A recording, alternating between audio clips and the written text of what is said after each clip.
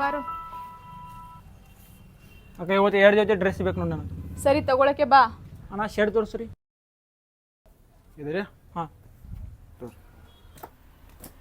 ಚಲೋ ಐತಿಲ್ಲ. ಹಾಂ ಅಣ್ಣ ಗ್ರೀನ್ ಕಲರ್ ಶರ್ಟ್ ತೋರಿಸ್ರಿ. ಇದ್ರಿ ಹಾಂ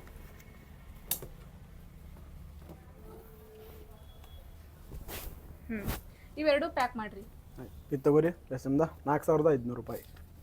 4500? ಇರ್ಲಿ ತಗೋಕ 4500 ಅಷ್ಟೇ ಅಲ್ಲ, ಇರ್ಲಿ ಕೊಡು. ನಿನಗೇನು ಅಷ್ಟ ಅದು.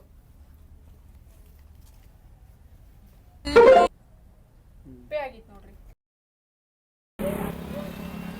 ಏ ಸ್ವಲ್ಪ ತರಕಾರಿ ತಗೊಂಡು ಬಾ. ಹಾಂ ಸರಿ ತಗೋ. ಅಣ್ಣ ತರಕಾರಿ ರೇಟ್ ಎಷ್ಟ್ರಿ? ಅಕ್ಕ ಒಂದೊಂದು ತರಕಾರಿಗೆ ಒಂದೊಂದು ರೇಟ್ ಇದೆ ಅಕ್ಕ, ನಿಮ್ಗೆ ಏನು ಬೇಕಾಗ್ತದೆ ತಗೋರಿ. 1 kg ಈರುಳ್ಳಿ ಕೊಡ್ರಿ, ಆಮೇಲೆ ಅದು ಮೆಣಸಿನ್ಕಾಯಿ 1 kg ಕೊಡ್ರಿ, ಆಲೂಗಡ್ಡೆ 1 kg ಕೊಡ್ರಿ ಅಣ್ಣ.